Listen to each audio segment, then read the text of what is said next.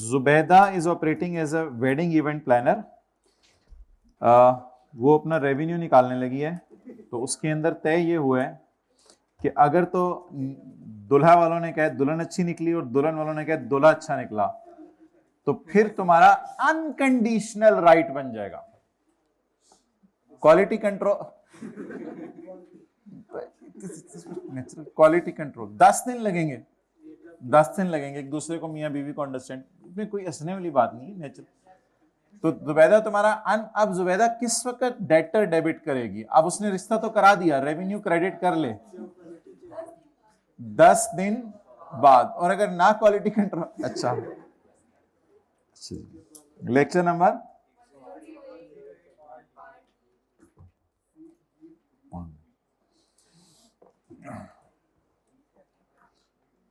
तो लड़की वालों ने ये शर्त लगा दी है कि लड़का कम से कम 5,000 कमा के लाया करे डेली, और लड़के वालों ने ये शर्त लगा दी है कि मजे का खाना बनाया करें। तो अनकंडीशनल राइट डिपेंड हो गया है किसी चीज के ऊपर। राइट टू मनी डिपेंड हो गया किसी चीज, इसलिए जुबैदा कॉन्ट्रैक्ट एसेट को डेबिट करेगी। सही है, लेकिन वो जो जुबैदा हम दिखा रहे थे अभी वो कोई और थी।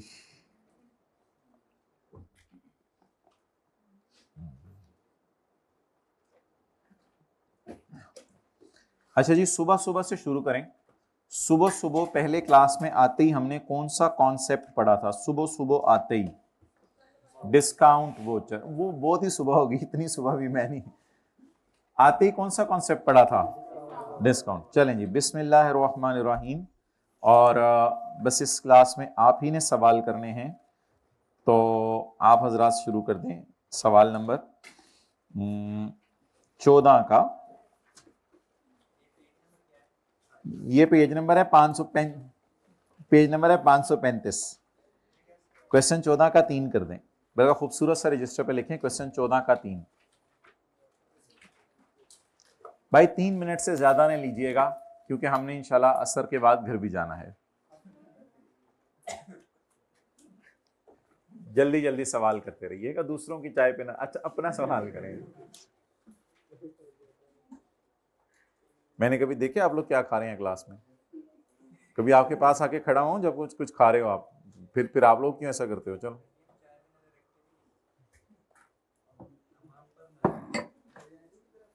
ये कितने लोगों ने वर्किंग 1 कर लिया है? अच्छा, टाइम ना जाया करें, टाइम ना जाया करें। टाइम जाया करने के लिए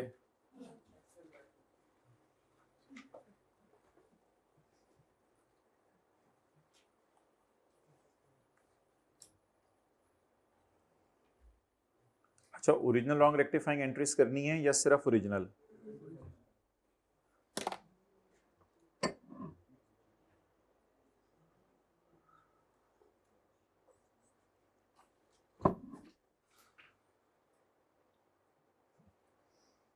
ये पता नहीं 80% से आएगा, फील नहीं रहा। 70% करना चाहिए इसको 75 वालों में।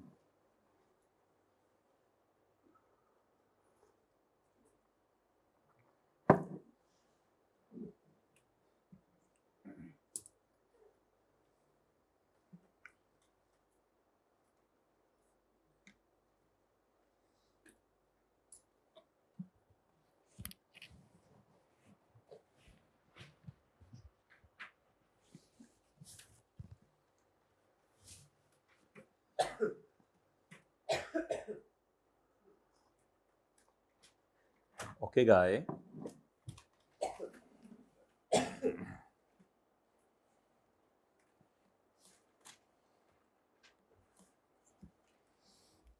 आ जाए पूछना क्या है? आ जाए।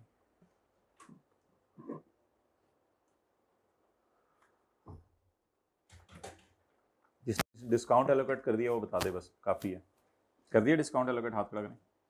ऑन 1 नवंबर 22 हमारा साल खत्म होने से, अब छोड़ दिया करें, नहीं अब टाइम नहीं है भाई, अब डियर माय डियर टाइम नहीं है। अब 1 नवंबर का क्या मतलब है? हमारा साल खत्म होने से 2 महीने पहले हमने एक लग्जरी याच बेची है। तो मेरे ख्याल से जहाज टाइप चीज होती है, बहरी जहाज टाइप या इस किस्म की कोई चीज होती है। लग्जरी याच बेची है। आ जाए जल्दी आ जाए। टू गैमा लिमिटेड, ये मेरा कस्टमर है और मैं एंटिटी हूँ, फॉर 100 मिलियन ऑन कैश, तो ट्रांजैक्शन प्राइस क्या हो गई? 100 मिलियन। लग्जरी याच, एफएल ऑल्सो प्रोवाइडेड जीएल। अच्छा, अगर स्टैंड लोन अलग से नहीं दी होगी तो सो ही लेंगे स्टैंड लोन भी, लेकिन अभी तो वेट कर लें, हो सकता है स्टैंड लोन अलग से दी हो। FL also provide GL with 5 million discount voucher for any interior design work on याच विद इन 6 months, नवंबर, दिसंबर, जनवरी, फरवरी, मार्च, अप्रैल, अगले साल के 4 महीने तक तुम्हारे पास ऑप्शन है कि अगर तुमने याच के अंदर ही अंदर गेम डालनी है इंटीरियर डिजाइनिंग की, तो हमारे पास आ जाना, मैं तुम्हें डिस्काउंट दे दूंगा, 5 मिलियन का डिस्काउंट दे दूंगा। अब ये 5 मिलियन का डिस्काउंट है, बस ये 5 मिलियन का दे दूंगा, ये ऑफर है। बाद में अगर अंदाजा लगाएं कि 4 का लेगा तो फिर 4 पे कैलकुलेशन कीजिएगा। 80% चांस है कि वो इंटीरियर डिजाइनिंग करवा लेगा 6 महीने के अंदर। अब 5 ही की ऑफर है, फिर 5 ही को ले लें। अब अच्छा सवाल तो ये बनता कि 5 की ऑफर की होती है और फिर अंदाजा होता है कि 4 मिलियन का डिस्काउंट लेने आएगा, तो डिस्काउंट वोचर जी, कितनी ऑफर है? 5, और कितना लेने आएगा नहीं पता, तो वही लेने आ जाएगा। आने का कितना चांस है जी? 4। However, no interior work was awarded till 31 दिसंबर, 2 महीने तक अभी वो इंटीरियर वर्क नहीं करवाने आया। डिस्काउंट अवेल करने वाली एंट्री भी करेंगे या अभी अवेल नहीं किया?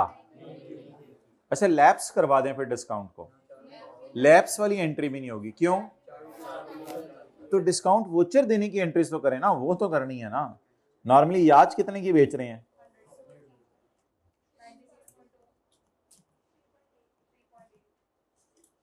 और ये कैश सेल है क्रेडिट सेल है? एंट्री तो दें, cash debit cell credit contract 100 3.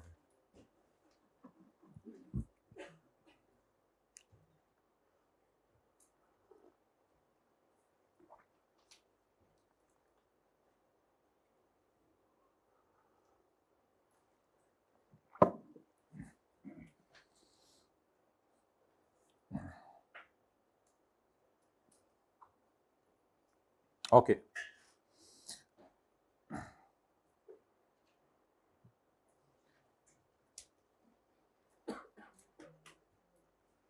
भाई इसके बाद हमने सुबह आते ही पहला कॉन्सेप्ट हमने डिस्काउंट वोचर वाला पढ़ा था, वो छोड़ दो, अब आप लोग घर जाके कर लेना।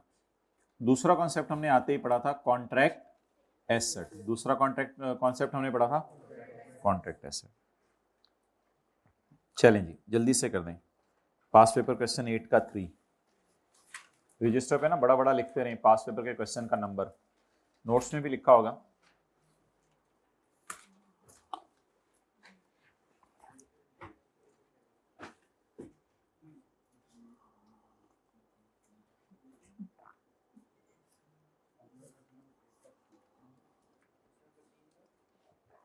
क्वेश्चन 8 का 3,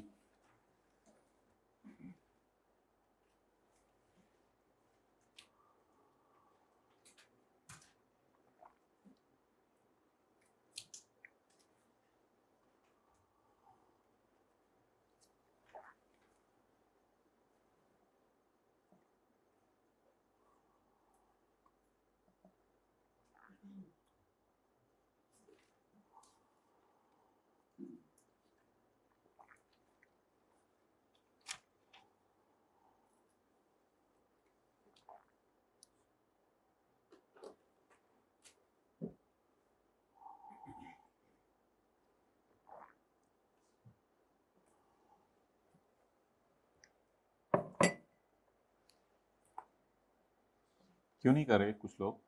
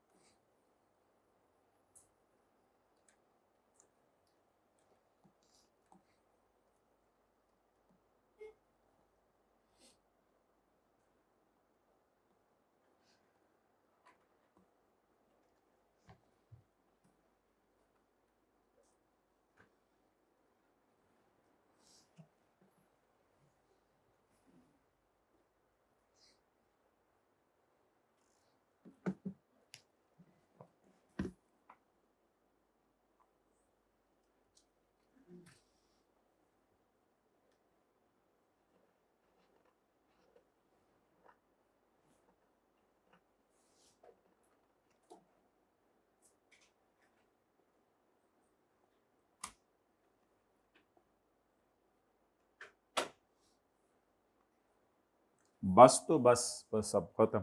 TML entered into a contract to sell 1 unit of machine A and 1 unit of machine B for a total price of 16 million. तो 16 million is transaction price. Machine A was delivered in over here while machine B will be delivered in next year. तो revenue record होगा machine ए का दिसंबर में और machine B का जनवरी में, क्योंकि revenue का ताल्लुक होता है कंट्रोल ट्रांसफर होने से। However, the 16 million is due only after we transfer the both machines. ये क्या कॉन्सेप्ट है? However, 16 is receivable only after we transfer both machines. तो मुझे लग रहा है मशीन ए में कंडीशन अटैच है साथ, बी में नहीं अटैच साथ। दोनों मशीनें दे दोगे तो डेटर डेबिट करना। इसका मतलब है पहली मशीन बेचते हुए मैं डेटर डेबिट नहीं कर सकता, लेकिन रेवेन्यू तो रिकॉर्ड करूंगा। स्टैंड अलोन सेलिंग प्राइसेस क्या हैं?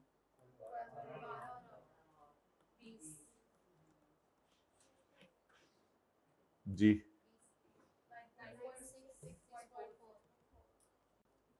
द अकाउंटेंट तो छोड़ो ना, अकाउंटेंट ने कुछ ना कुछ किया ही होगा। जी दिसंबर 19 हमारा साल। एंट्री बताएं। पहले तो कंट्रोल ट्रांसफर हो रहा है ना, रेवेन्यू रिकॉर्ड करें। 9.6 द 16 इज रिसीवेबल ऑनली। पिछली क्लास में लिखा हुआ था ड्यू की जगह unconditional right to receive money, due की जगह the 16 is receivable only after we have transferred both. मुझे बताएं मशीन ए के बेचते हुए कौन सी कंडीशन अप्लाई हो रही है, क्योंकि जब तक कंडीशन नहीं आप ढूंढेंगे तब तक कॉन्ट्रैक्ट एसेट डेबिट नहीं किया करेंगे। कंडीशन क्या अप्लाई हो रही है? So at the time of transferring machine A, we are attaching a condition that you will transfer machine B, then you will have an unconditional right. So that's why machine A बेचते हुए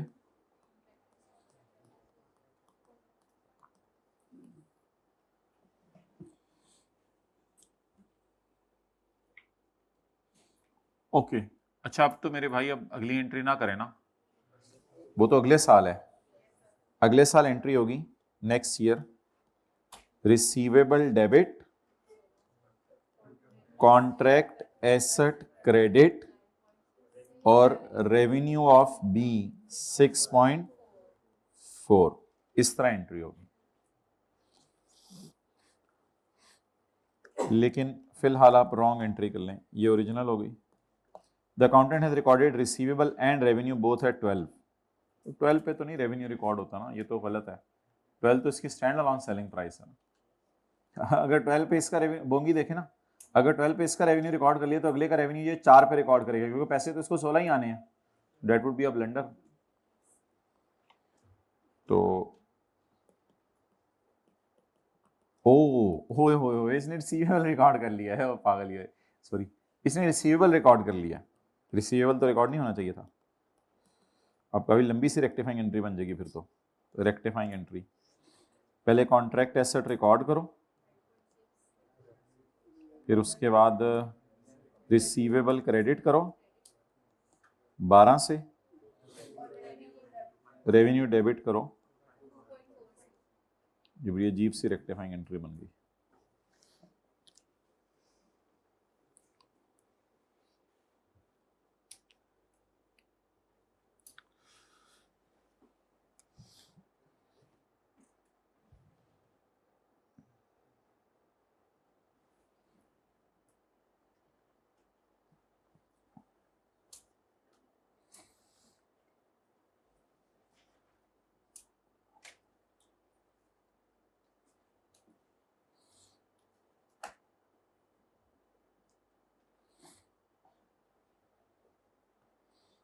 लिखें पास paper question 11 का 2।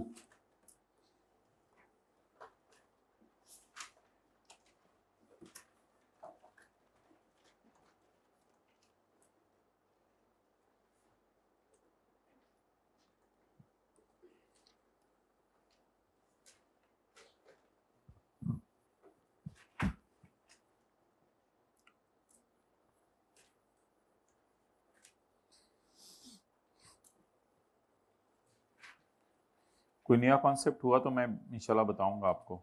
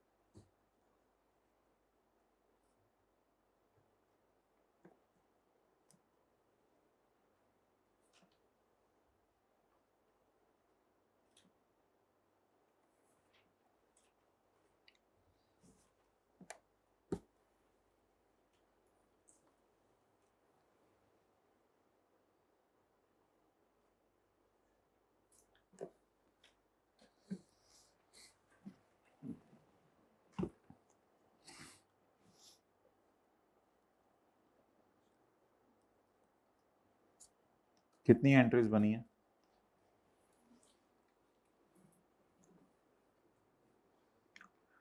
Two minutes left.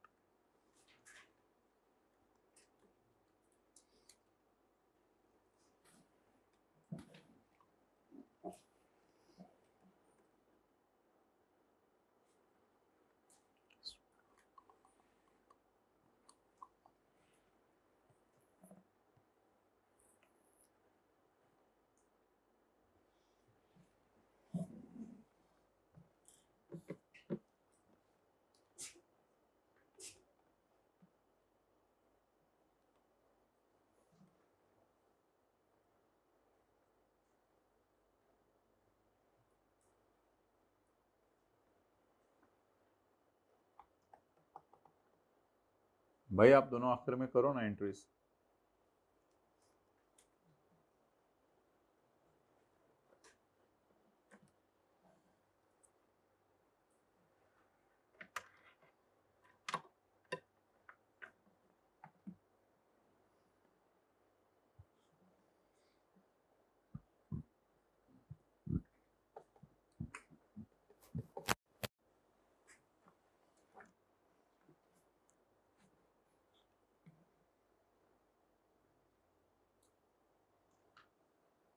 On यकम जनवरी 2021 हो गया। On यकम जनवरी 2021 PML rectifying भी कर ली है। अच्छा रेक्टिफाइंग करें बट ठीक है, ओवर रेक्टिफाइंग इकट्ठे कर लेंगे। फिर आपको ही सोचने का मौका दीजिएगा, मैं नहीं बताऊंगा। ऑन यकम जनवरी 2021 पीएमएल एंटर्ड इनटू अ 6 मंथ कॉन्ट्रैक्ट। ये तो फिर हमारे साल में एक्सपायर हो जाने, 6 महीने पूरे हो जाने हमारे साल में। हमारा साल कब एंड हो रहा है बॉस? हमारे साल के अंदर अंदर ही। PML entered into a 6 month contract with Beta Limited to sell car B for 35 lakh रुपए पर यूनिट। एक गाड़ी तुम्हें 35 लाख की बेचूंगा, लेकिन अगर तुमने 10 से ज्यादा खरीद ली ना 6 महीने के दौरान, तो फिर अल्लाह का शुक्र है तुम्हें रिट्रोस्पेक्टिवली रिड्यूस कर दूंगा प्राइस 3.4 पे। बहरहाल जहां तक ताल्लुक है, कॉन्ट्रैक्ट जब शुरू हुआ था तो मेरा यही ख्याल था कि ये बंदा जो है वो डिस्काउंट अवेल कर लेगा, अल्हम्दुलिल्लाह ये चीजें ले लेगा ज्यादा। तो बता दें from the very first day मैं रेवेन्यू किस पे बुक करूं? 3.4 पे। और अल्लाह का शुक्र है उसने खरीद भी लिया 28 जून को 11वां यूनिट उसने खरीद भी लिया 28 जून को। उसका रेवेन्यू रिकॉर्ड करना हमारा अकाउंटेंट भूल गया, ये एक उससे गलती हो गई है। For which no revenue has been recorded, ये तो एरर है। For which no revenue has been recorded, उसका रेवेन्यू वो रिकॉर्ड करना भूल गया।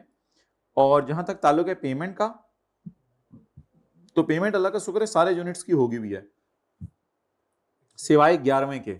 उसके पैसे इंशाल्लाह अगले साल, उसके पैसे इंशाल्लाह अगले साल मिल जाएंगे, अगले साल उसके पैसे भी मिल जाएंगे।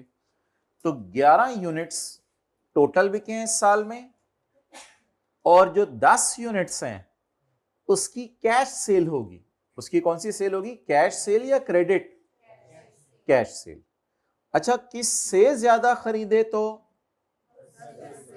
अच्छा, अब मुझे ये लग रहा है कि यकम जनवरी 21 से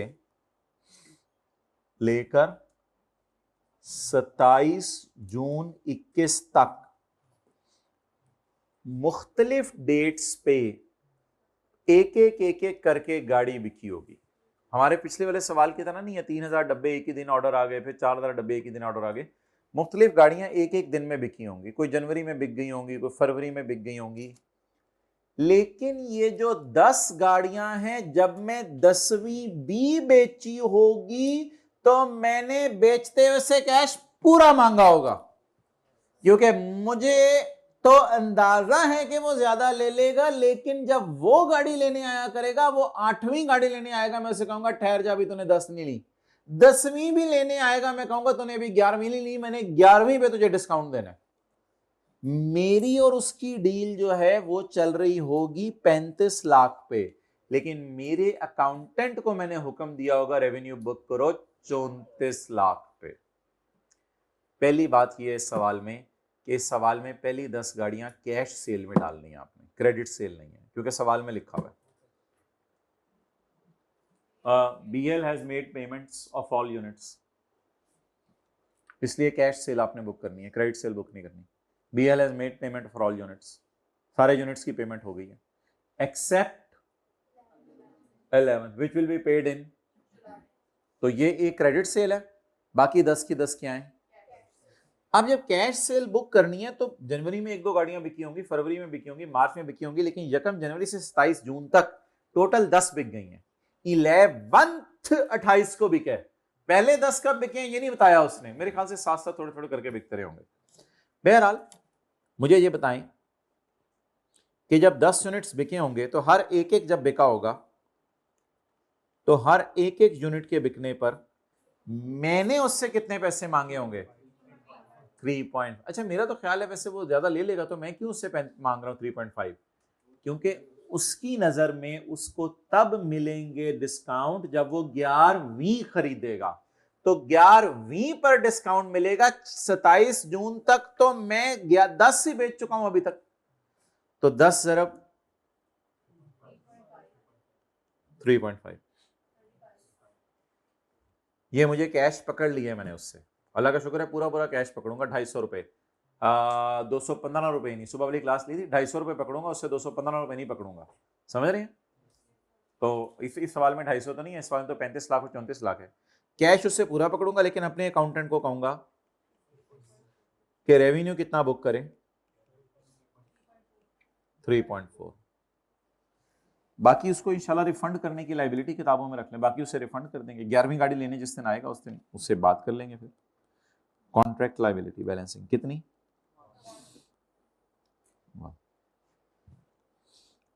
28 जून को जब वो आया गाड़ी लेने के लिए, फिलहाल पहले इस गाड़ी की सेल बुक कर लें।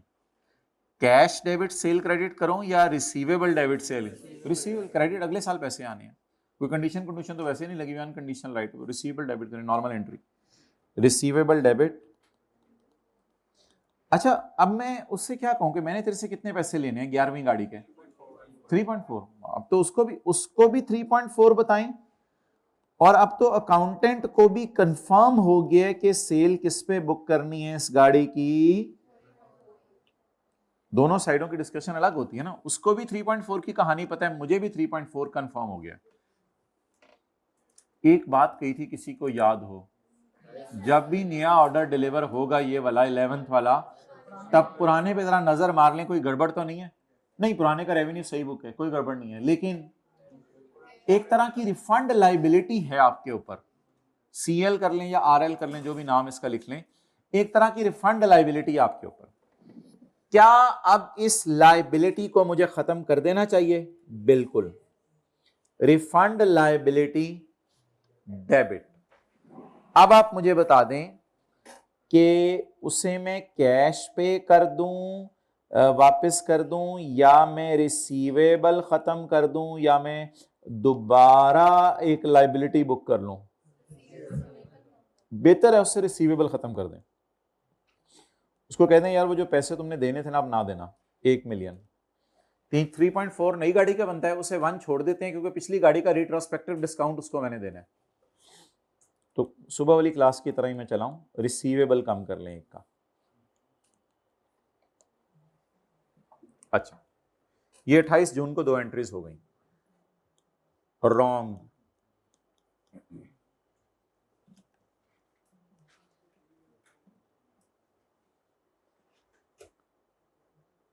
28 जून को मैंने रेवेन्यू रिकॉर्ड, ये एंट्री नहीं हुई, ये ना कहीं का डेटा रिकॉर्ड कर लिया, ये इस तरह अजीब सी बात ना कीजिएगा कि फिर डेटा रिकॉर्ड कर लिया होगा। 28 जून को मैंने रेवेन्यू रिकॉर्ड नहीं किया, याद रखिएगा फिर ये वाली एंट्री भी नहीं हुई होगी क्योंकि ये उससे लिंक्ड होती है। ये ना अज्यूम कीजिएगा कि ये वाली फिर होगी है, क्योंकि इस एंट्री का सुबह सुबह से मैं लगाऊं, ये एंट्री इससे ताल्लुक रखती है, तो ये एंट्री भी नहीं हुई होगी।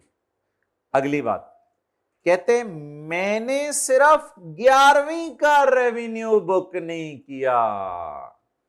देखिए पढ़े फिक्रा, BL purchased 11 for which I have not recorded revenue. It means that revenue of remaining, और वैसे भी आपको पता है यार कैश की एंट्री अकाउंटेंट भूलता नहीं है, कैश उसने डेबिट कर लिया होगा और रेवेन्यू भी उसने सही रिकॉर्ड किया होगा, ये ना कहिएगा कि उसको क्या अकाउंटिंग पता, रेवेन्यू उसने सही रिकॉर्ड किया होगा।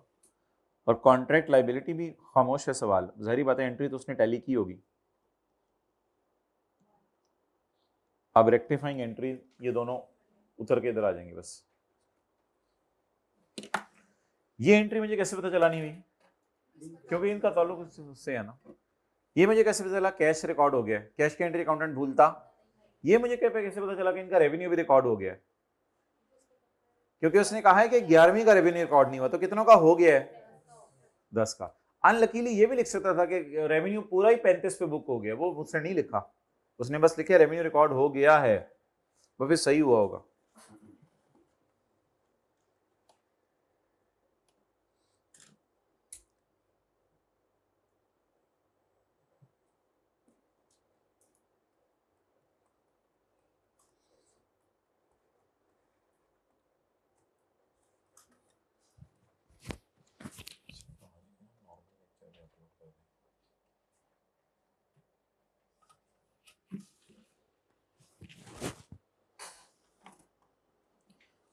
चलें जी, बार बार मुझे फोकस करवाएं, पहले ओरिजिनल एंट्रीज की रिवीजन करवाएं। मुझे कितनी गाड़ियों का कैश 11 गाड़ियां बेचने से पहले आ गया, 10 का कैश मुझे पूरा क्यों आया होगा, क्योंकि जब मैं 10वीं भी बेच रहा हूंगा तो मैं उसे पूरे ही पैसे लूंगा। क्यों, क्योंकि उसको 11वीं पर 34 लाख की मिलनी है, पहले 10 तो 35 की मिलनी है, लेकिन मैंने क्यों रेवेन्यू 34 लाख पे बुक किया है, मेरा अंदाजा है कि वो थ्रेशोल्ड मीट कर जाएगा, इस वजह से मैंने रेवेन्यू शुरू से एहतियातन बुक किया। तो एक रिफंड करने की लाइबिलिटी थी मेरी। जब मैंने नया रिसीवेबल रिकॉर्ड किया तो मेरा ख्याल था अब ये पुराना लाइबिलिटी पर खत्म करो, ताकि जब वो अगले साल पैसे दे आके, तो अगले साल पैसों की एंट्री तो आपको पता है ना क्या होनी है, नेक्स्ट ईयर एंट्री क्या होनी है पैसों की, नेक्स्ट ईयर की एंट्री तो नहीं मांगी, नेक्स्ट ईयर वो कितने पैसे ले आएगा, बस 2.4। वाई, क्योंकि रिसीवेबल तो 3.4 पे खड़ा था ना, 1, अगले साल वो 2.4 पे ले आएगा इंशाल्लाह।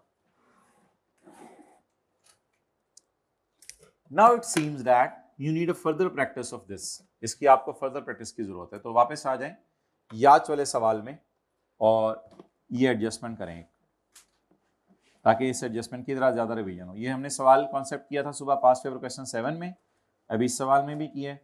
एक और सवाल करें और एक सवाल इंशाल्लाह आपको होमवर्क में भी मिलेंगे, एक डिस्काउंट वाउचर का मिल जाएगा, एक इस तरह का मिल जाएगा, लेकिन होमवर्क ऑब्वियसली 20-25 मिनट का होगा, ज्यादा नहीं होगा। तो याच वाले सवाल में एडजस्टमेंट नंबर 2 करें। इसकी रेक्टिफिकेशन तो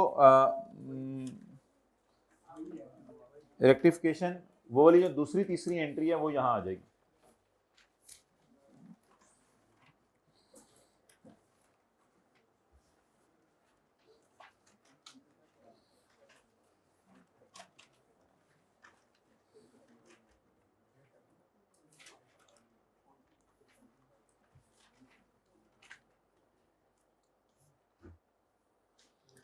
अब मैं आपको थोड़ा ज्यादा टाइम दे देता हूं, लेकिन अब आप करें खुद।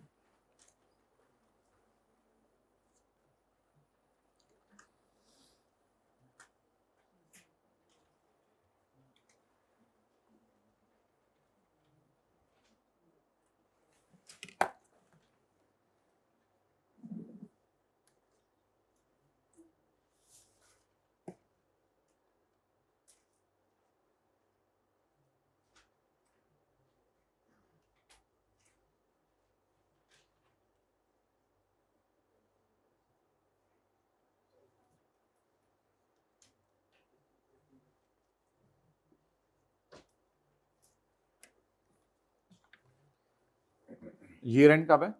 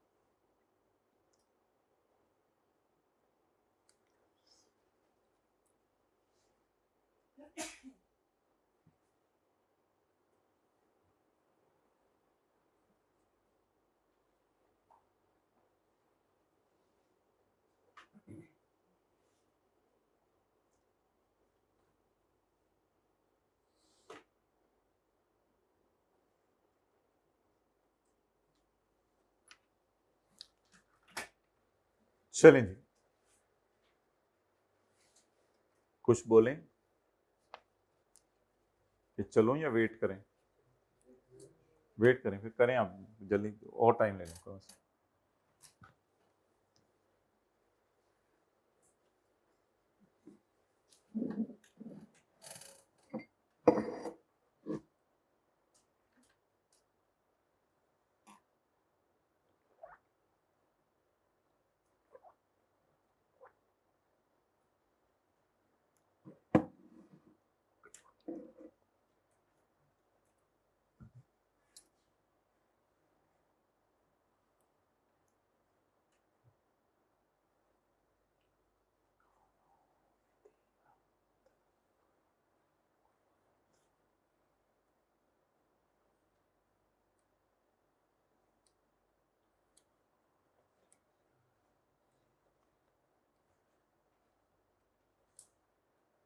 कर ली?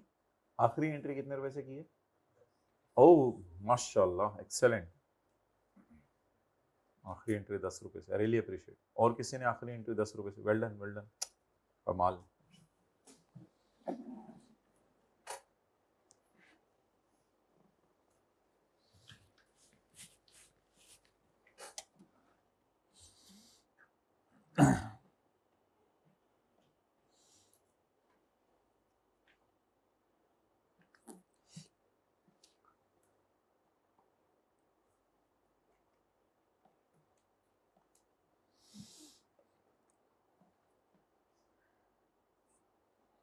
On 1st April 2022, FL entered into a contract with Beta Limited to sell 3 fishing boats for rupees 50 million per boat. Amount was received on यकम अप्रैल। तो बस अब छोड़ दें, कैश डेबिट कब करना है? यकम अप्रैल को। इसमें तो कोई दूसरी अडाई नहीं ना। अमाउंट वॉज रिसीव्ड ऑन यकम अप्रैल। अब डेट्स ऐसे हलवा बना के तो नहीं देगा जैसे सुबह बिरयानी के डब्बे वाले में दे रहा था, डिलीवर की डेट, वो तो बड़ी खूबसूरत सवाल था। डेट्स तो खुद ढूंढनी पड़ेंगी। कैश रिकॉर्ड होगा यकम अप्रैल को, और रेवेन्यू कब रिकॉर्ड होगा? यही मेन चीजें होती हैं हाईलाइट करनी। रेवेन्यू कब रिकॉर्ड होगा? यकम मई को। और कॉन्ट्रैक्ट के मुताबिक अगर आप खरीद लो 6 बोट से ज्यादा यानी छठी बोट तक भी हम आपको डिस्काउंट नहीं देंगे, 7वीं पे जाके मिलेगा।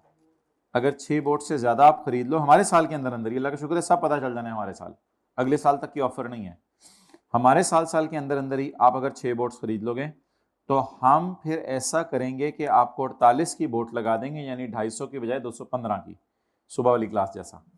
जिस वक्त कॉन्ट्रैक्ट शुरू हुआ था मेरा ख्याल था कि वो ले लेगा बोट्स, 1 नवंबर को उसने, अभी रुक जाए मेरे ख्याल से पहले, अब मुझे तो अभी अगला ऑर्डर नजर आ रहा है, मेरे ख्याल से रुक जाए पहले, अभी तक की एंट्रीज कर लेते हैं फिर। हाईलाइट किया हुआ मैंने येलो से, 1 अप्रैल 22 कैश आ गया है और चीजें डिलीवर नहीं हुई, मादरत, कैश आ गया और चीजें डिलीवर नहीं हुई, cash debit, contract liability credit. जी मुझे बताएं कैश को किससे रिकॉर्ड करना है, कितनी बोट्स बेची, 3। कैश का ताल्लुक तो मेरा और उसका है, इससे सोच का कोई ताल्लुक नहीं है। कितना, 50, कितना, और जितना कैश आया उतनी ही लाइबिलिटी होगी। अब इसमें कोई और राय नहीं हो सकती कि लाइबिलिटी इतने पे बुक करें या ये करें वो करें, लाइबिलिटी इस वक्त फुल पे बुक करें और जो कैश आया वही आपकी लाइबिलिटी है। इसमें कोई बंदा एक बात जरूर कर सकता है ऐसे ही जरा, कि ये जो कैश आया है 150 का,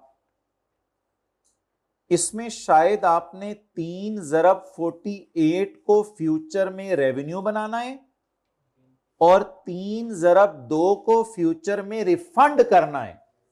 ऐसे ही एक बात अजीब सी जहन में आई है, कोई कह सकता है कि इसमें आपने, क्योंकि रेवेन्यू तो अल्लाह का शुक्र है आपने अब बनाना 48 पे ही है क्योंकि हमारा ख्याल है, तो इस तरह सोचने की जरूरत नहीं है। वैसे ये सारी लाइबिलिटी है, चाहे इसमें रिफंड लाइबिलिटी है चाहे इसमें चीजें डिलीवर करने की लाइबिलिटी है, सारी लाइबिलिटी ही है। एक थॉट जहन में आ सकती है ना कि रेवेन्यू में तो मैंने फ्यूचर में सिर्फ 48 लेके जाना है लेकिन बाकी रिफंड करने पड़ेंगे, तो ये contract liability / refund liability type चीज है, तो बस है तो लाइबिलिटी ही।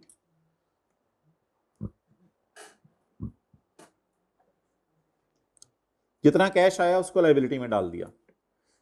अब जब चीजें डिलीवर हुई 1 मई को तो फौरन रेवेन्यू बुक करें। रेवेन्यू उसको बता के बुक करने या अपने अकाउंटेंट को बता के, हमारी सोच क्या है जी, कितना, 144। मतलब जितनी लाइबिलिटी आपने क्रिएट की थी वो रिवर्स ना करें आप लोग, बस इसी को कर दें। और एक मजे की बात हूं, अगर आप पूरी लाइबिलिटी भी रिवर्स कर देंगे ना तो वो 6 रुपए निकल के बाहर आ जाने, वो फिर लाइबिलिटी उसी बात वही हो जानी है, बैलेंसिंग फिर लाइबिलिटी आ जानी है। इस वक्त भी किताबों में 6 की लाइबिलिटी स्टिल खड़ी है। और ये 6 क्या है वैसे, ये 6 क्या है, कुछ सोच के बता दी, ये 6 क्या है, ये 6 है 3 ज़रब 2, 3 ज़रब 2। दोबारा देख लें, लाइव कैश कितना आया 150, रेवेन्यू कितना बुक हुआ 144।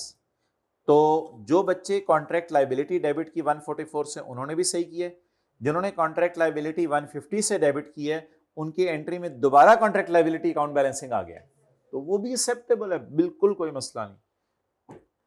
अच्छा जी, अब मुझे ये बता दें ऐसा क्यों हो रहा है कि अभी तक कॉन्ट्रैक्ट लाइबिलिटी का अकाउंट कुछ बैलेंस छोड़ है, जिस तरह IFRS 9 में नहीं करते थे हम, कॉन्ट्रैक्ट लाइबिलिटी क्रिएट हुई 150 पे, रिवर्स हुई 144 से, तो बैलेंस पड़ा हुआ है अभी तक 6। इस तरह का अगर सोचें आप कि साथ साथ बैलेंस निकालते रहे कैरी डाउन, तो ये लाइबिलिटी क्यों नजर आ रही है इस वक्त?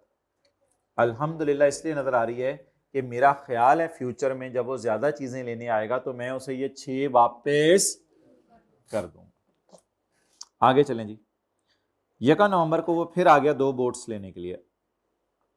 अब उससे तो पूरे 50 ले लीजिएगा लेकिन अपनी सोच वही वाली रखिएगा जो शुरू में थी। वो क्या सोच रखिएगा कि वो 48 पे ही उसको इंशाल्लाह सेल बुक करनी है। अच्छा, पैसे उसने नहीं दिए, कोई मसला नहीं, पैसे नहीं दिए इसने, तो रिसीवेबल बुक कर लें। अच्छा, उससे पूरा बुक करें, अच्छा 2 बोट्स हैं, उससे पूरा बुक करें रेवेन्यू।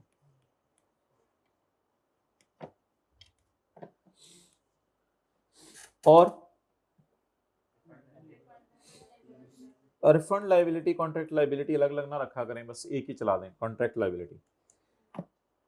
कॉन्ट्रैक्ट गलत गलत गलत, मुझे इतनी हेस्ट ना करें। कंट्रोल ट्रांसफर हो रहा है, क्या ट्रांसफर हो रहा है? यकम नवंबर BL परचेज, तो I सोल्ड, तो रेवेन्यू बुक करें 2 इंटू, पहले क्वांटिटी लिखा करें। अब 100 रुपए उससे लेने हैं, लेकिन सेल में 96 डाले हैं, तो बाकी जो 100 रुपए उससे लेने हैं या ले लिए, जो भी है, ले लिए या लेने हैं, फिर कभी क्या कर देंगे, उसे वापस कर देंगे। अब रिफंड लाइबिलिटी बता दें या कॉन्ट्रैक्ट लाइबिलिटी? 4। अच्छा, इस वक्त बैलेंस कितना है रिफंड लाइबिलिटी का? एक तो मैंने उसे पुराना वाला 6 भी वापस करना है, और अभी वाला, अगर वो 6 से ऊपर बोट्स लेने आ गया, despite FL expectation no further order was placed till 31 December. मैंने उम्मीद तो थी, लेकिन वो ऑर्डर नहीं लेके आया। अगले साल आ जाएगा, कोई नहीं, अभी लाइबिलिटी अपनी किताबों में रखें, अगले साल आ जाएगा। अगले साल नहीं आ सकता। क्यों नहीं आ सकता?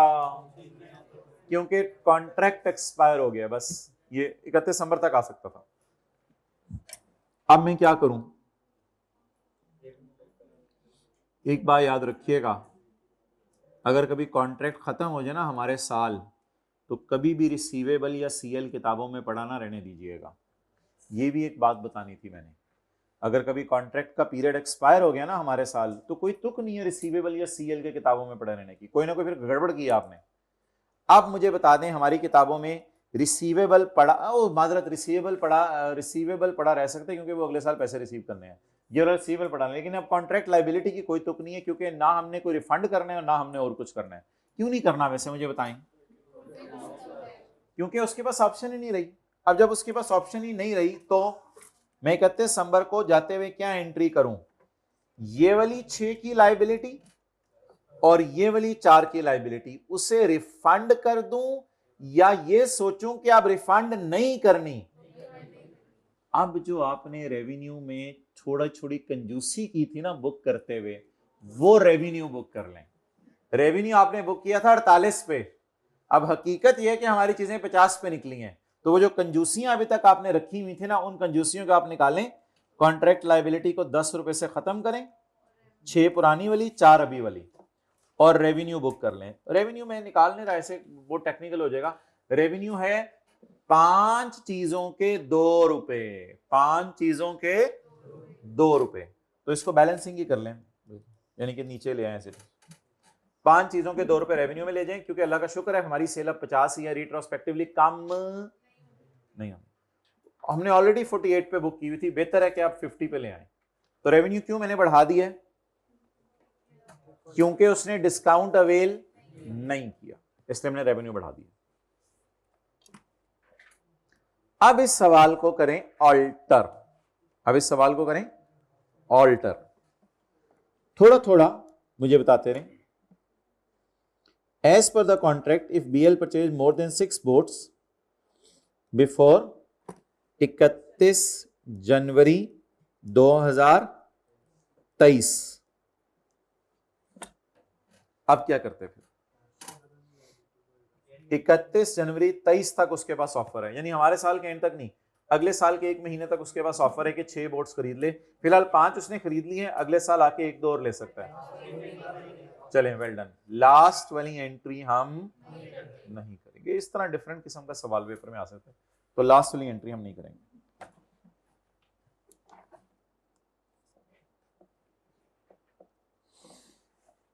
अब 1-2 सवाल आपको होमवर्क में इस तरह का मिल जाएगा।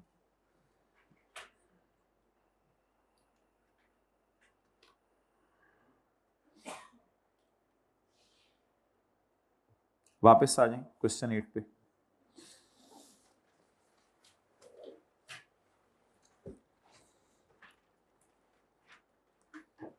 ये कॉन्सेप्ट जरा बता दें, क्वेश्चन 8 का 2 कब पढ़ा है, फिर इसको करते हैं सॉल्व।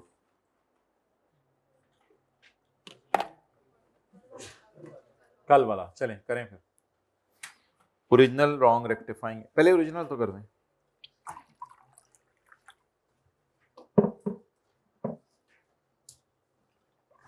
पॉइंट 2 क्वेश्चन 8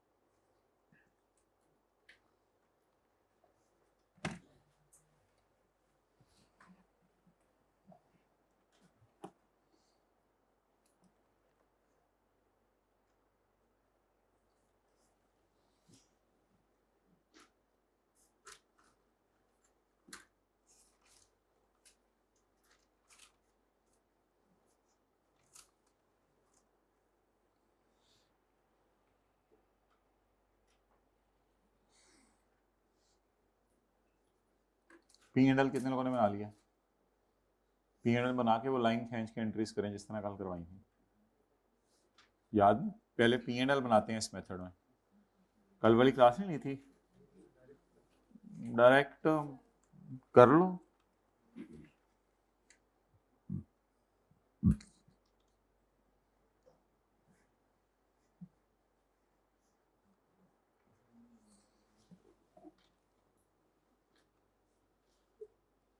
चलें जी? नहीं चले, ठीक है, मर्जी है।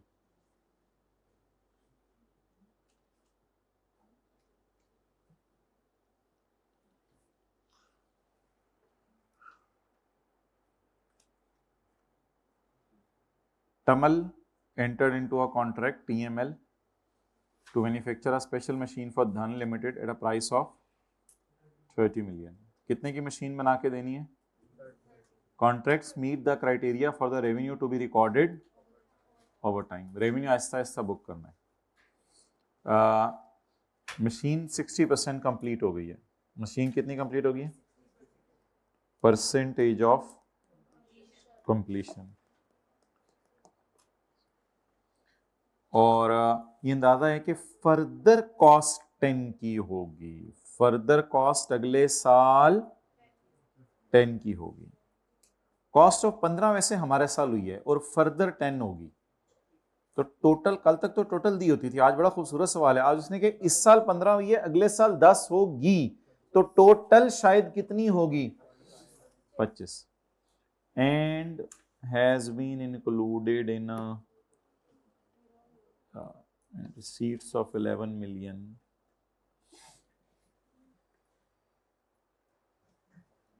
ये तो रॉन्ग एंट्रीज लिखी हुई है ना जी। पी एंड एल का रेवेन्यू पूरे कॉन्ट्रैक्ट का टोटल बताएं। 18। Cost of revenue, cost incurred in over year, cost to be incurred in all next years, grand total of costs 20 into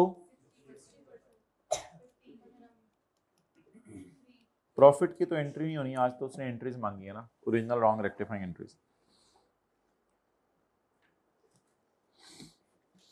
receipt of 11, receipt of 11, ओहो, यानी revenue 18, receipt 11, बाकी debtor या receivable कितना 7।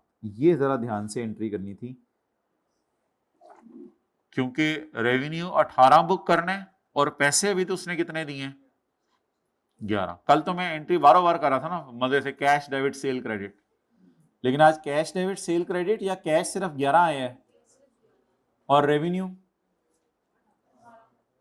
अगली entry तो आसान है, कॉस्ट ऑफ रेवेन्यू डेबिट और इन्वेंट्री क्रेडिट कितने से 15। लेकिन एक एंट्री क्वेश्चन से उठानी है, वो सिर्फ उतनी उठानी है जितना खर्चा हुआ है।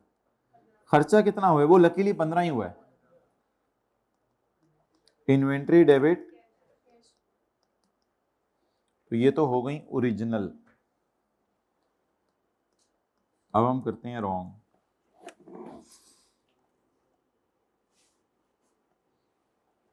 क्वेश्चन का लफ्ज इधर लिख लें, क्वेश्चन। ये तीनों हो गई ओरिजिनल।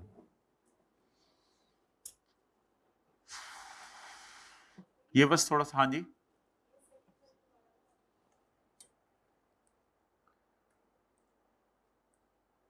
ये फिगर कहां से उठानी है, इस साल जो मटेरियल खरीदा है। ये फिगर कहां से उठानी है, रेवेन्यू की।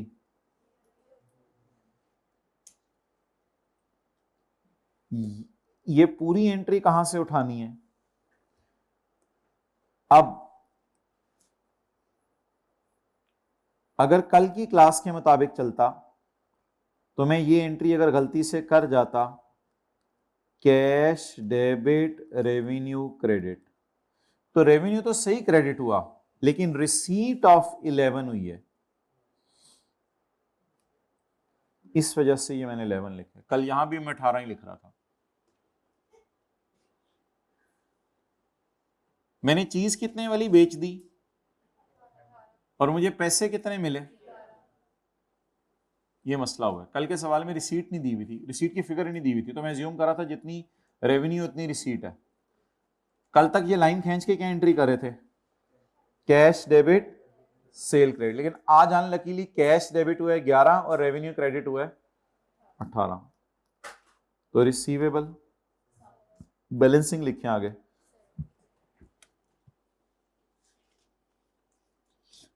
अब जरा ट्राई करें रॉन्ग एंट्रीज, जो सवाल बता रहा है cost of 15 is included in inventory. Cost of 15 excellent, cost of 15 is still included in inventory, not thrown away from inventory। ये गड़बड़ हो गई है, अभी तक ये इन्वेंट्री में पड़ी हुई है 15। The cost of 15 has been included in my गलती से क्लोजिंग स्टॉक, अभी तक क्लोजिंग स्टॉक में पड़ी हुई है। ये 15 क्लोजिंग स्टॉक में पड़ा होना चाहिए, या ये 15 जो है वो इन्वेंट्री से बाहर निकल जाना चाहिए, क्योंकि चीज बना के दे रहे हैं अगले को, चीज बना के थोड़ी सी दे दी है। ये एक बड़ी भयानक लाइन सवाल में लिखी हुई थी कि 15 मिलियन अभी तक इन्वेंट्री में पड़ा है, हालांकि मेरी ओरिजिनल एंट्रीज में 15 मिलियन इन्वेंट्री से निकल जाना चाहिए, मींस ये वाली एंट्री नहीं की। और ये वाली तो कर दी होगी ना, कैश की एंट्री अकाउंटेंट नहीं भूलता। इन्वेंट्री डेबिट, ये वाली नहीं अकाउंटेंट ने की, ये रॉन्ग नहीं एंट्रीज होती, नहीं कहते हैं अकाउंटेंट ने जो की है। And receipt of 11 is recorded in revenue, वो तो आपको पता ही चल गया क्या गलती हुई है। And receipt of 11 is recorded in revenue, तो गलती से रेवेन्यू भी सही बुक, हालांकि रेवेन्यू कितना था 18। जी बताएं रेक्टिफाइंग एंट्रीज। पहली एंट्री तो दोबारा करने की जरूरत नहीं है, debtor debit 7 revenue credit, only cost of revenue debit, inventory credit. वो जो स्टिल इंक्लूडेड इन्वेंट्री था उसको सही कर दे।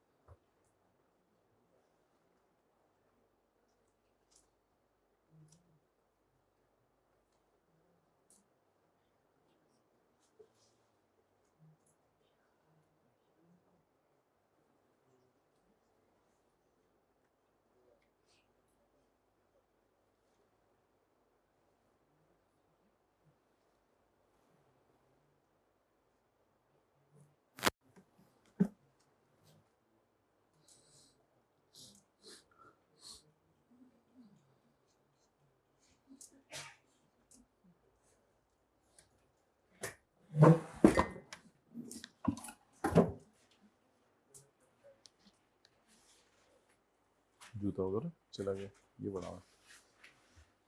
Rhombus Limited is a supplier of high quality office equipment, has entered into 2 contracts during the year ended 31 अगस्त 2022।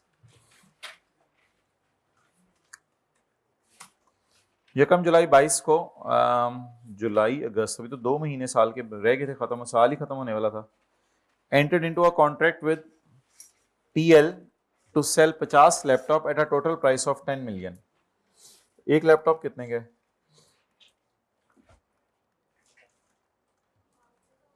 हाँ जी, 5,000 का तो बहुत सस्ता है।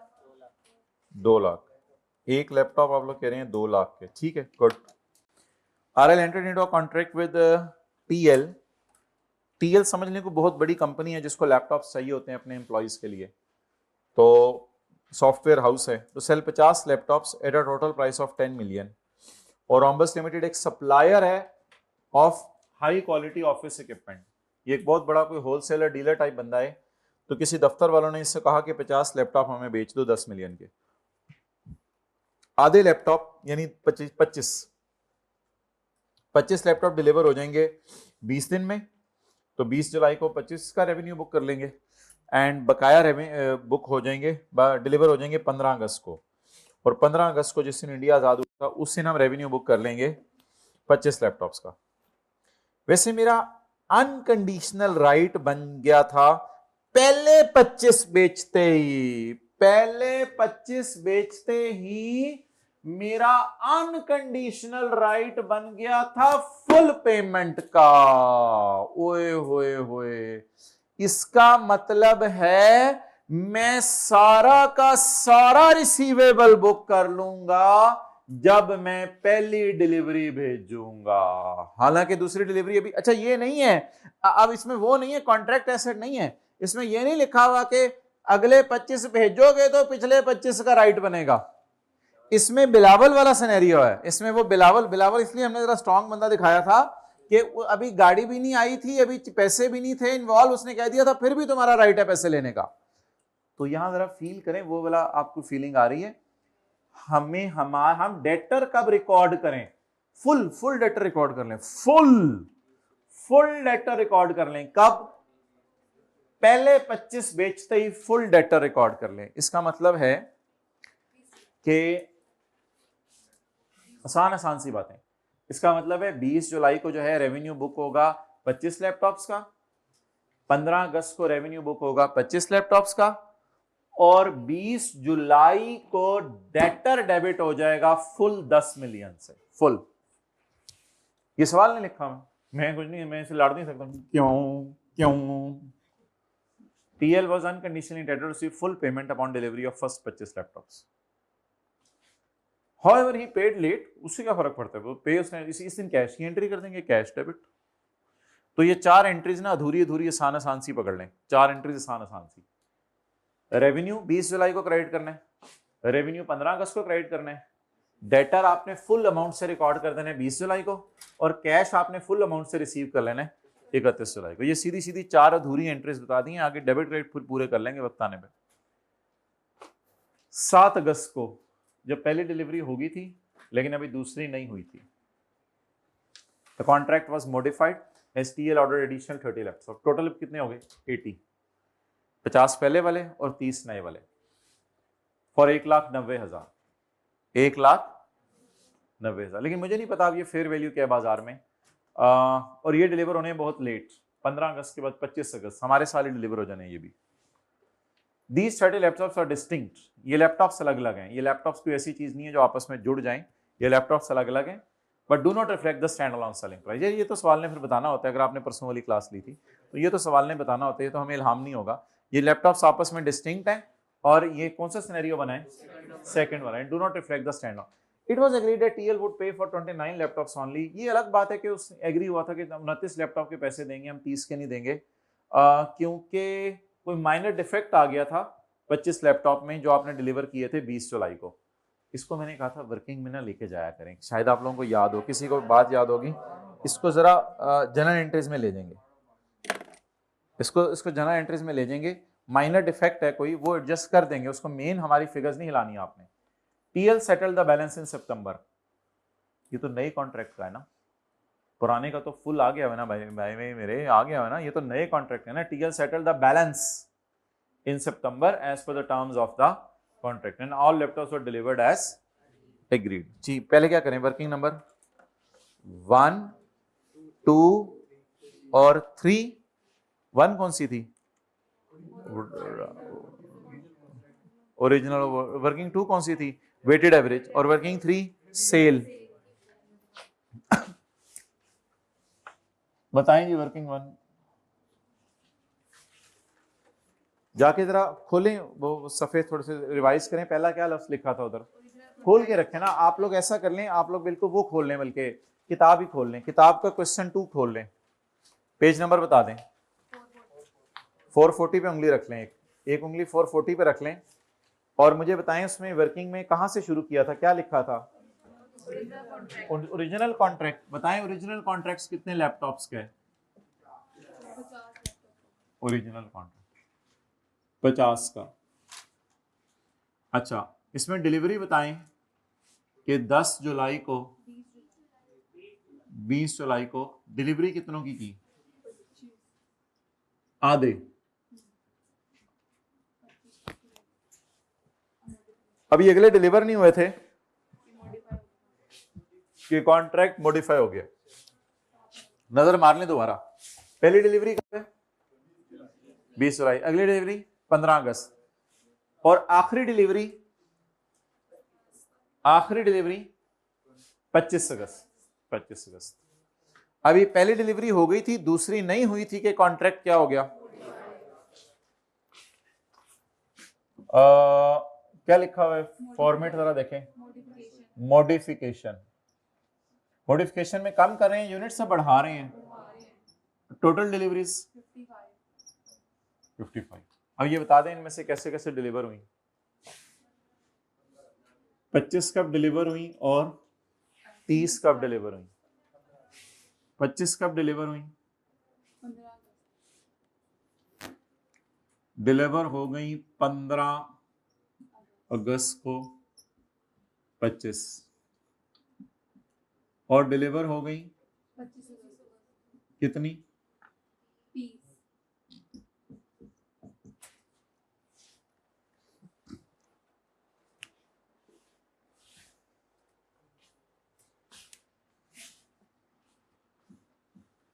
टू अभी छोड़ दें, 3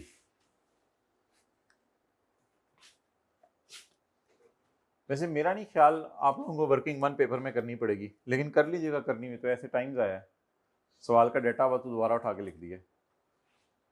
हमारे हालात आपको नहीं पता, करेंगे हम वर्किंग, आप छोड़ें इन बात को, आप आगे चलाएं जरा में। वर्किंग 3 रेवेन्यू, रेवेन्यू की डेट्स बताएं। 20 जुलाई, 15 अगस्त, 25 अगस्त। इधर वो माइनर वाले को बीच में एडजस्ट नहीं करना, माइनर वाले को बार बार एंट्रीज में लेके जाने। वो जो तीसरा सिनेरियो पड़ा था ना, उसमें 3 रेवेन्यू बुक किए थे, दरमियान में एक रेवेन्यू रिवर्सल थी, वो अलग था, वो कुछ और था। ये माइनर डिफेक्ट है, इसको बार बार एंट्रीज में लाएंगे बस। इसमें बस रेवेन्यू 3 दफा बुक करें, नंबर 1। और इसमें आपको पता है पहली डिलीवरी का रेवेन्यू को छेड़ना भी नहीं, क्योंकि वो पीछे से पकड़ने वाली अप्रोच नहीं है इसमें, वो पीछे से कॉन्ट्रैक्ट को पकड़े। ये दूसरा सिनेरियो है। एक्सेलेंट, डिस्टिंक्ट है। रेवेन्यू की डेट्स बता दें। 20 जुलाई, 15 अगस्त, 25 अगस्त। अच्छा जी, इधर कितने यूनिट्स का? 25, 25, 30। सिर्फ ये वाला 25 बुक हो सकता है, क्योंकि 7 अगस्त को देखें दरमियान में उंगली रख के कॉन्ट्रैक्ट मॉडिफाई हो गया, इसलिए 7 अगस्त के बाद वाला रेवेन्यू ना बुक करें, फिलहाल 25 वाला बुक कर लें। लेकिन इसके लिए अगर आपने ये फिगर निकाल के रखी है पेपर में, अगर ये 2 लाख नहीं निकला हुआ तो फिर ये निकालना पड़ेगा। ये 10 मिलियन डिवाइडेड बाय 50 जी, 25 अरब 2 लाख रुपीज इन 1000 में करवा दें, 5,000। और next working 2, remaining quantities denominator में लें। वो माइनर डिफेक्ट नहीं, यहां नहीं, उसको छोड़ें जी। 25 कस्टमर से क्या एग्री किया था? 2 लाख। और 30 का कस्टमर से क्या एग्री किया? 190। लेकिन अपने अकाउंटेंट को कुछ और बताना है। अपने अकाउंटेंट को बताएं, क्या बताना है कि यहां बंदी की जगह थोड़ी सी, कितना? 194545। अपने अकाउंटेंट को ये वाला रेवेन्यू बुक करने को कहना है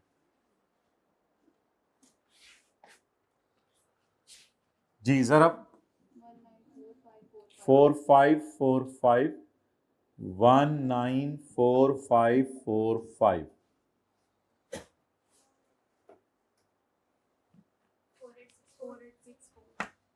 48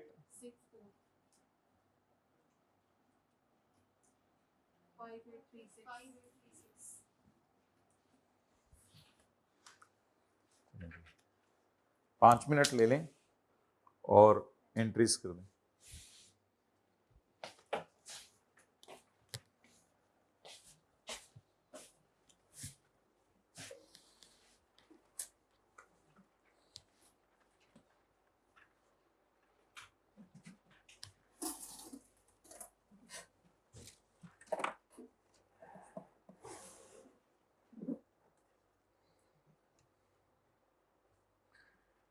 अल्लाह अकबर।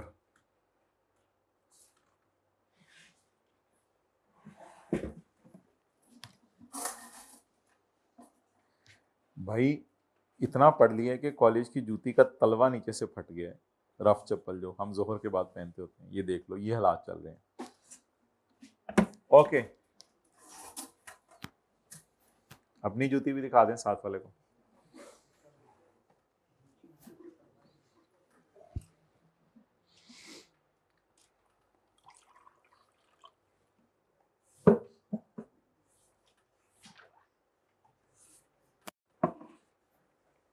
करें जी, आपको 4 मिनट दिए जा रहे हैं, खुला टाइम, ताकि गलती करें और फिर उसको सही करें।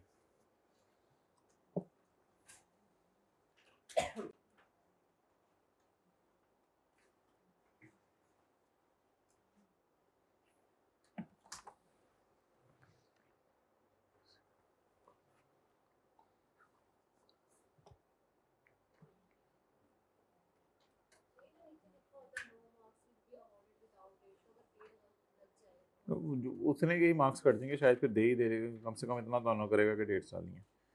डेट तो गलत लगने का वैसे चांस कम ही होता है मेरे ख्याल से। उसको तो नहीं पता गलती से हुआ है या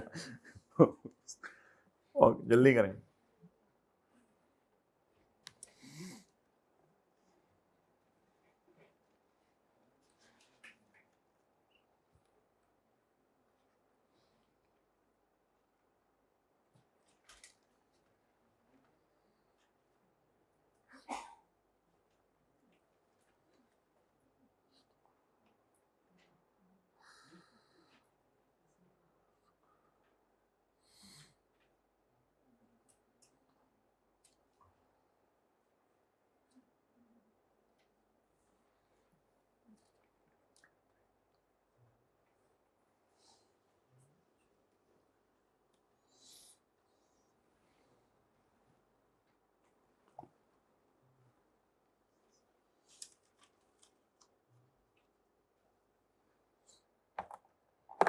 भाई जिस बंदे ने रेवेन्यू गलत रिकॉर्ड किया ना उसको जूते पड़ने हैं। रेवेन्यू वर्किंग 3 से पकड़ के रिकॉर्ड करना है बस। इजी इजी मार्क्स हैं, धूरे धूरे मार्क्स बहुत छुपे होते हैं। कैश भी किसी ने गलत रिकॉर्ड नहीं करना, और 1-2 एंट्री शुरू वाली हैं उनमें तो रिसीवेबल भी आपका गलत रिकॉर्ड नहीं होगा।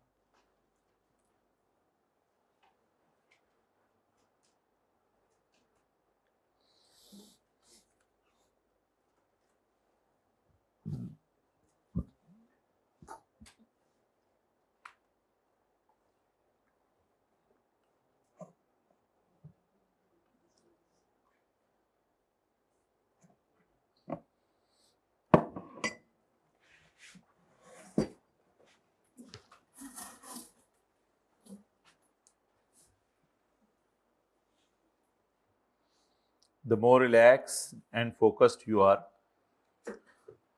the more difficult would be to, the more easy.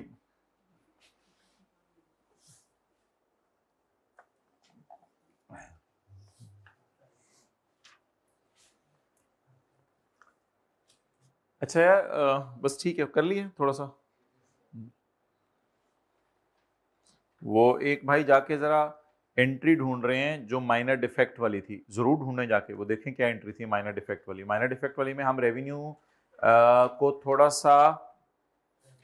सा कम करते हैं, बस ये जरा जाके ढूंढ लें।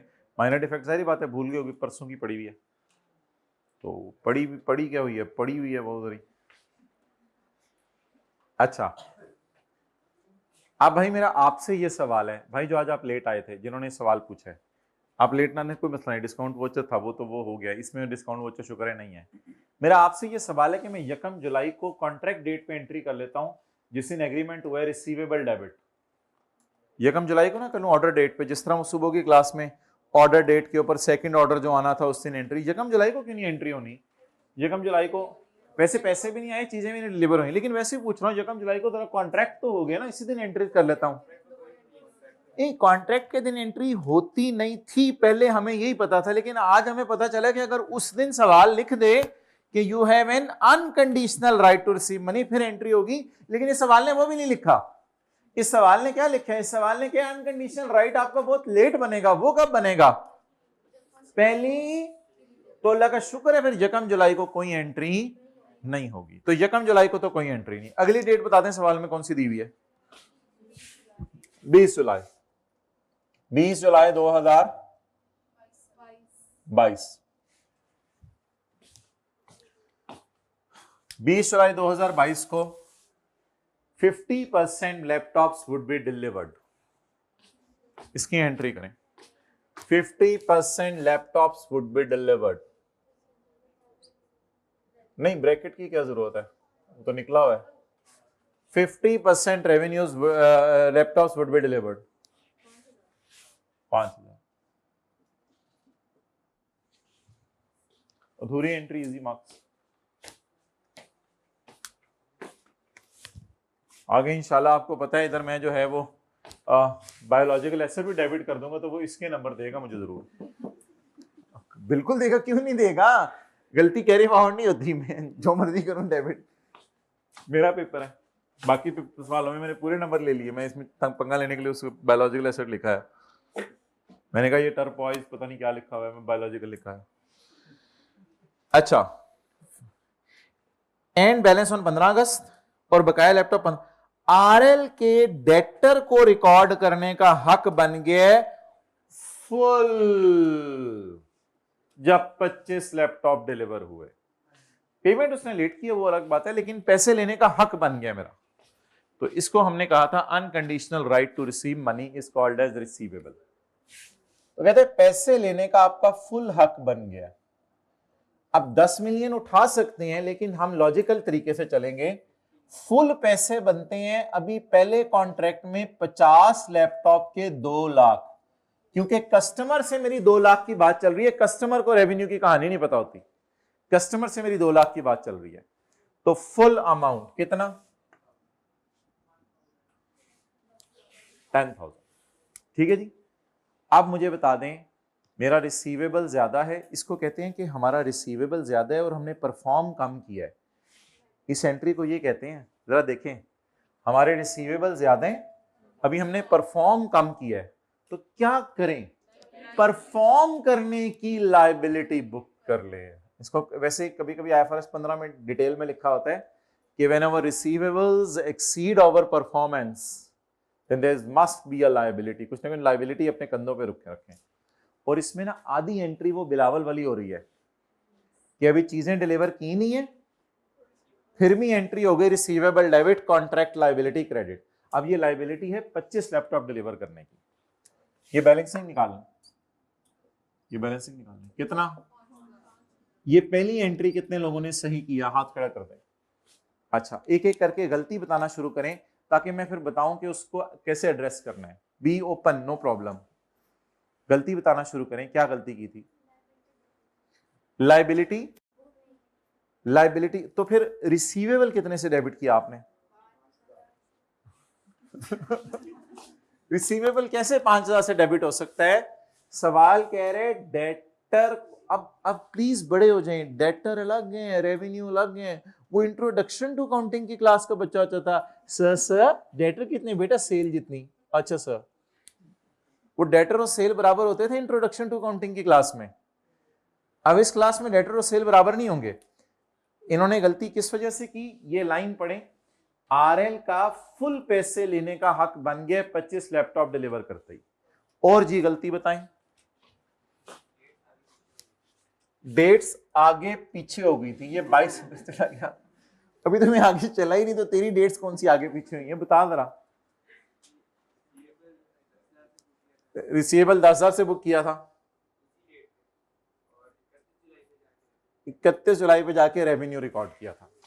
इन भाई ने laptop would be delivered on 20 जुलाई, ये नहीं सही तरह पढ़ा। देखिए हर एक के अपने अपने मसले, हमको से कह रहे हैं सबका एक मसला है। और जी कोई? अब कोई नहीं बोलेगा। अच्छा आगे चलें, उधर गए हुए थे फिर वापस आ गए। 20 जुलाई के बाद अगली डिलीवरी 15 अगस्त को है, लेकिन बीच में एक पेमेंट आ रही है, बीच में एक पेमेंट आ रही है 31 जुलाई की।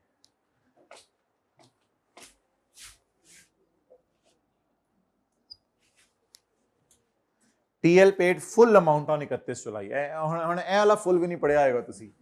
TL paid full amount on 31 July. सारे पैसे उसने 31 जुलाई को दे दिए। Cash debit, receivable credit. वो लायबिलिटी क्यों पड़ी हुई है अभी तक? Liability to deliver remaining laptops, liability to deliver remaining laptops पड़ी हुई है वो। ओके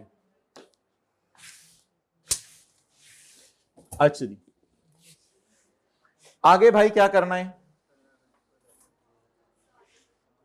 7 अगस्त को, 7 अगस्त को वो जो माइनर डिफेक्ट है उसको जरा देख लें। 7 अगस्त को माइनर डिफेक्ट देख लें, जिसको बारों बार जर्नल एंट्रीज में लेके जाना है। ये थोड़ा सा जरा याद रखने वाली बस बात है। 7 अगस्त को माइनर डिफेक्ट देख लें। It was agreed that TL would pay for only 20। 7 अगस्त को ही एग्री हो गया कि हम कितने लैपटॉप्स के पैसे। अच्छा पहले पूरी बात पढ़ लें। अगस्त को कॉन्ट्रैक्ट मॉडिफाई हो गया है, उसमें मैंने कितने लैपटॉप बेचने हैं? 30, और बेचने कब है? 25 अगस्त, इसलिए इनका रेवेन्यू कब बुक कीजिएगा? 25 अगस्त को। ये वाले 30 लैपटॉप वो तो अलग डिस्कशन है, ये होगी भी हमारी। ये एग्री हुआ है कि हमने पैसे वैसे 29 के देने हैं instead of 30 laptops. This discount has been given in compensation of minor defect identified in 25 laptop delivered on. अब आपको क्या नजर आ रहा है कि 29 लैपटॉप के पैसे मैंने देने हैं, तो कितने खरीद रहा हूं? कितनों के पैसे देने हैं? कितनों के पैसे छूट रहे हैं? नए वाले पैसे, नए वालों में से पैसे छूट रहे हैं या पुरानों में डिफेक्ट थे, ये अलग बात है, लेकिन पेमेंट नए वाले एक की छोड़ रहा है मुझे। मैंने लंबी तो नहीं छोड़ दी। मुझे ये बताएं कि डिफेक्ट किस में था? पुराने वाले 50 में। डिफेक्ट किस में है? पुराने वाले 50 में। और मुझे पैसे कौन से छोड़ है, पुराने वाले या नए वालों में से एक लैपटॉप के? तो मेरे ख्याल से मुझे 1,90,000 छोड़ है, तो 1,90,000 मुझे वो छोड़ देगा, नहीं लेगा पैसे। इसका मतलब है जो पुराने का रेवेन्यू मैंने रिकॉर्ड कर लिया है उसमें से 190 डिफेक्ट के तौर पर कम कर लूं। पुराने का रेवेन्यू 190 से क्यों उल्टा दूं? वजह बताएं। पुराने का रेवेन्यू तो बहुत ज्यादा रिकॉर्ड हुआ है। पुराने का रेवेन्यू 5,000 रिकॉर्ड हुआ है, उसमें से मैं सिर्फ 190 माइनस करने लगा हूं। तो रेवेन्यू डेबिट क्यों करूं मैं 190 से? बिकॉज पुराने डिफेक्टेड थे, मैंने उनका रेवेन्यू 5,000 पे बुक कर लिया। जब मैं डिस्काउंट लेने गया तो उसने मेरे से डिस्काउंट अमाउंट में एग्री नहीं किया। उसने कहा तुम कितने लैपटॉप लेने हैं? मैंने कहा नए लैपटॉप 30 लेने आया हूं, ये 1,90,000 के मुझे लगा दो। उसने कहा ठीक है चलो। अब मैंने जाते हुए कहा, मैंने कहा यार वो पुराने लैपटॉप सारी तकरीबन खराब है, थोड़े थोड़े उनमें मसले नजर आ रहे हैं। कहते चलो ठीक है, ये 30 लैपटॉप मैं तुम्हें दे रहा हूँ, 29 के पैसे दे देना, एक के ना देना यार, जाओ। तो मुझे तो 1,90,000 ही बचे ना, मुझे तो 1,90,000 बचे कस्टमर को, और सेलर क्या कहेगा? मेरा 1,90,000 का नुकसान हो गया। तो बता दें रेवेन्यू पुराना जो रिकॉर्ड किया हुआ मैंने, ये वाला 5,000, इसको मैं क्या करूं? खड़े होके आज सेट करें 7 अगस्त। तो भाई नया कॉन्ट्रैक्ट आया करेगा तो सॉरी, जब भी नया कॉन्ट्रैक्ट आएगा तो डिफेक्ट वाला नजर मार लीजिएगा कि डिफेक्ट का क्या करना है। इसको 12 बार यहां जनरल एंट्रीज में लेके आना है। कितना डिस्काउंट बना है? 1,90,000 मैंने उसको छोड़ दिया तो मेरा नुकसान हो गया 1,90,000 का। मैंने उसको छोड़े, मेरा नुकसान हो गया 1,90,000 का। अच्छा ये तो आसान चीजें हैं यार, ये आहिस्ता आहिस्ता इंशाल्लाह आप सीख जाएंगे। ये जरा बताएं क्या कर लूं? यहां थॉट आया करेगी ज़हन में, जहां नहीं थॉट आनी थी वो आपको थॉटें आ रही हैं, वो आपके मसले हैं, वो जो ऊपर आई हैं वो मेरे मसले नहीं है, वो मैंने सवाल में बता दिया है। लेकिन जहां सवाल वाज़ेह नहीं होता ना, वहां फिर थॉट आती है। आपका क्या जो ज़हन में आ रहा है बता दे। कैश रिफंड कर दो? नहीं, कैश को मैं नहीं छेड़ सकता, कैश की डेट्स तय हैं, और नई डील का कैश भी वैसे बहुत लेट है। नई डील का कैश तो वैसे ही अगले साल पे गया हुआ है, कैश तो रहने दें। रिसीवेबल कैसे क्रेडिट करूं? रिसीवेबल तो उससे कोई बुक ही नहीं किया अभी तक, वो जो सारा खत्म हो चुका है रिसीवेबल। इसको इंशाल्लाह रिफंड कर देंगे, पैसे कभी कर देंगे इंशाल्लाह। आ जाना, तुम दे देंगे, तुम्हें 190 छोड़ देंगे तुम्हें। इसे पूरा डंके की चोट पे ऐसे लिखा करें। कहीं कहीं सवाल नहीं बता रहा होता तीनों में से कौन सा अकाउंट छेड़ना है, फिर वहां थोड़ी सी अकल लगानी पड़ती है।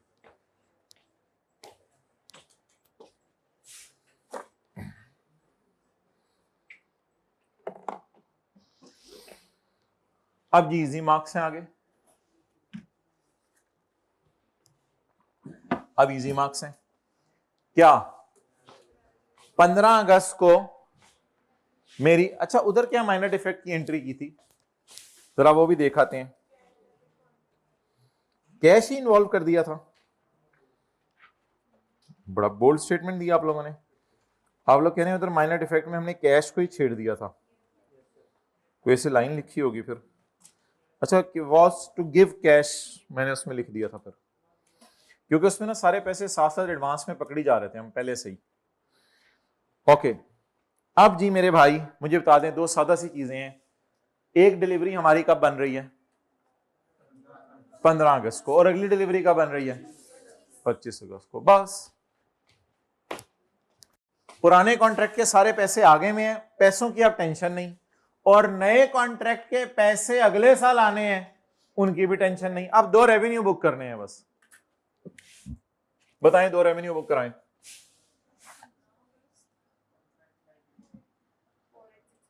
पंद्रह अगस्त रेवेन्यू, ये किनका रेवेन्यू? पुराने कॉन्ट्रैक्ट वाले 25, और उसके बाद अधूरे अधूरे इजी इजी मार्क्स लें। 25 अगस्त को रेवेन्यू 5836। अच्छा,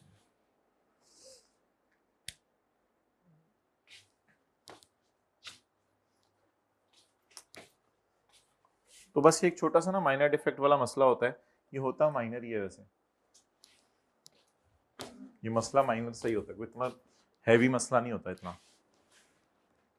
ओके माय डियर, आप मुझे बताएं 15 अगस्त को मैं रेवेन्यू बुक करूं इस वाली डिलीवरी का, तो पैसे ले लूं कस्टमर से? वो पैसे तो बहुत पहले आ चुके हैं। अच्छा, रिसीवेबल बुक कर लूं? क्यों रिसीवेबल क्यों ना बुक कर लूं? रिसीवेबल क्यों बुक करूं? वो तो रिसीवेबल रिसीव भी हो गया है पुरानी डिलीवरी का।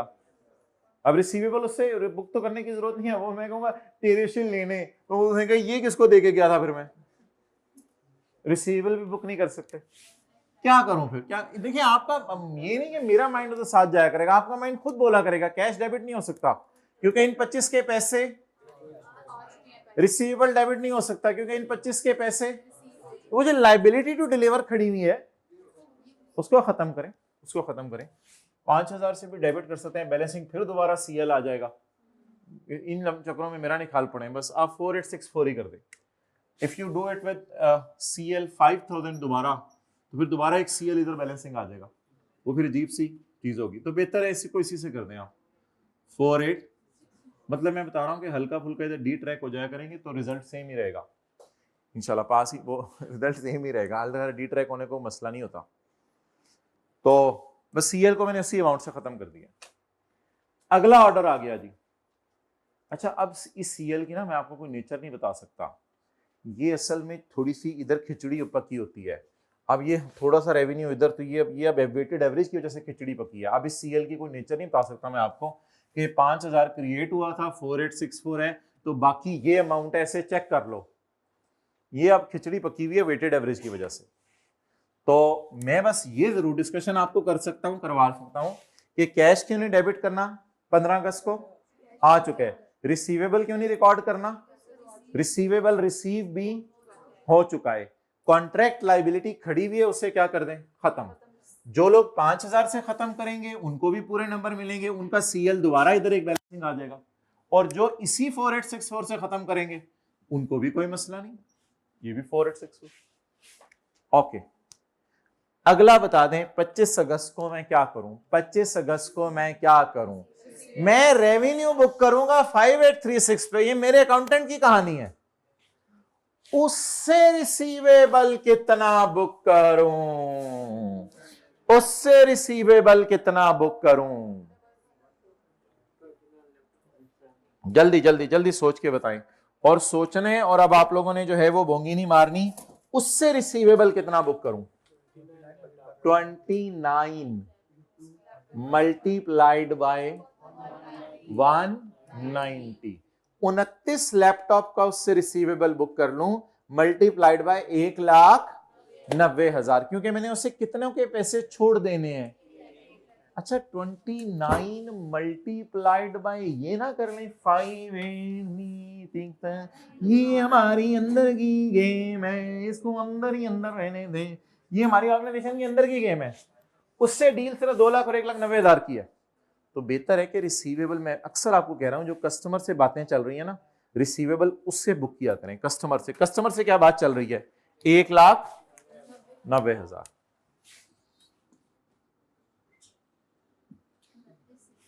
जी, 29 इंटू 190,000, 5510 बैलेंसिंग। कॉन्ट्रैक्ट लाइबिलिटी अब निकालना है, इसकी क्या नेचर है मुझे नहीं पता, वो वेटेड एवरेज ने गंद मारा हुआ है सारा। सीएल बैलेंसिंग निकलेगी, कोई नेचर नहीं मैं आपको बता सकता। ये सीएल बताएं किधर, पहले डाल लो।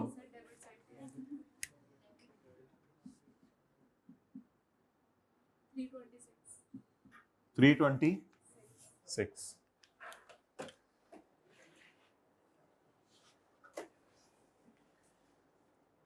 हाँ भाई, ये अब इस सीएल के सच मैं आपको कोई नेचर नहीं बता सकता, लेकिन एक जरूर बात है कि मैं आपको अगले साल अगर सीएल का बैलेंस इस साल खत्म नहीं हो रहा ना, तो मैं फिर अगले साल की भी एंट्रीज आपको करके ना सीएल का बैलेंस खत्म करवा के दे सकता हूं, कम से कम ये मैं करवा के दे सकता हूं। लेकिन इसमें वेटेड एवरेज की जो कहानी चल पड़े तो कहीं कहीं सीएल बस बैलेंसिंग ही आया करेगा। अब मैं कोशिश करता हूं कि सीएल आपको किसी तरह खत्म करवा दूं किताबों से, ताकि ये तसल्ली हो जाए कि ये अकाउंट ना रहे किताबों में। उसके लिए मुझे अगले साल की एंट्रीज भी करनी पड़ी, इंशाल्लाह वो भी मैं कर दूंगा। मैं पहले कोशिश करता हूं सीएल इसी साल खत्म हो जाए। जमा 5000 जमा 190 -48 -320 इज इक्वल टू, वजह यह है कि असल में सारा रेवेन्यू बुक हो गया है, इसलिए अब सीएल निकल गया, अब कोई लाइबिलिटी नहीं। तो सारा रेवेन्यू बुक हो गया है, अब सीएल ऑटोमेटिकली जीरो हो गया, आपको पता भी नहीं चला। तो इस पूरे सवाल में मार्क्स गिनना शुरू करते हैं। ये इजी मार्क्स थे, सवाल में लाइन लिखी हुई थी, ये इजी मार्क्स थे, उसके बाद ये इजी मार्क्स थे, ये इजी मार्क्स थे, गलती नहीं होनी थी किसी की, डिफेक्ट रिकॉर्ड नहीं हुआ, ठीक है कोई मसला नहीं। ये इजी मार्क्स थे, रेवेन्यू क्रेडिट होना, और ये इजी मार्क्स थे, रेवेन्यू क्रेडिट होना। और इसमें कुछ लोग 30 से कर देते, कुछ 29 से कर देते, चलो इसको भी मैं टिक कर लेता हूं। बाकी जो है ये वर्किंग आसान थी, इसमें कोई मसला नहीं। ये भी कुछ लोगों का तकरीबन निकल ही आना था, ये एंट्री चलो भूल जाएं। उसके बाद ये भी हो जाना था, ये भी नहीं, मैं जबरदस्ती यार, जबरदस्ती क्या है, कैश है या रिसीवेबल है या लाइबिलिटी है? लाइबिलिटी ना, कैश ना रिसीवेबल, लाइबिलिटी। तो बाकी ये वाला सीएल था, बस एक अजीब सी चीज बैलेंसिंग आया। चलें,